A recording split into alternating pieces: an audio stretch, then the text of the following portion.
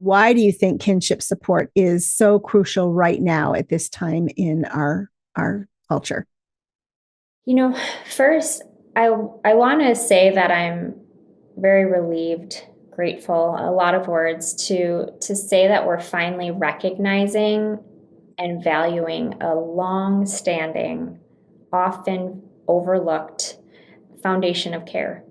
Yeah. And I think, relatives who step in to care for children when their parents can't, it's the support they deserve is critical, and providing resources to them.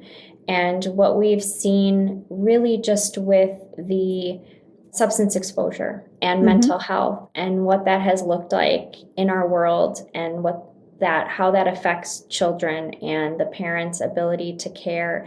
I mean, so many relatives are needing to step in to care for children. And I think, supporting the families ensures stability, it ensures healing and permanency. I I remember in my previous role, I was as an executive director at the adoption agency. We also did home studies for relatives who were adopting. Mm-hmm. Every state is different in their requirements, and in the state of Indiana, it was required that a home study be completed.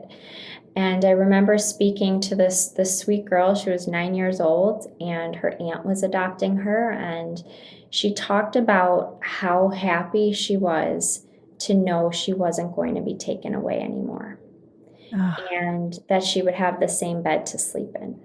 yeah. And whether it's formal kinship care with an adoption or informal, it still provides that permanency Yep. that a child deserves, and peace for the child and the family.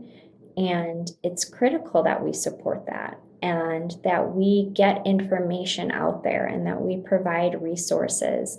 A lot of families don't know where to turn, and creating a family has done a great job with establishing legal options and workshops and information to help families. And so many of these families are stepping in kind of under the radar, not involved with the foster system, not Right. involved with an adoption process.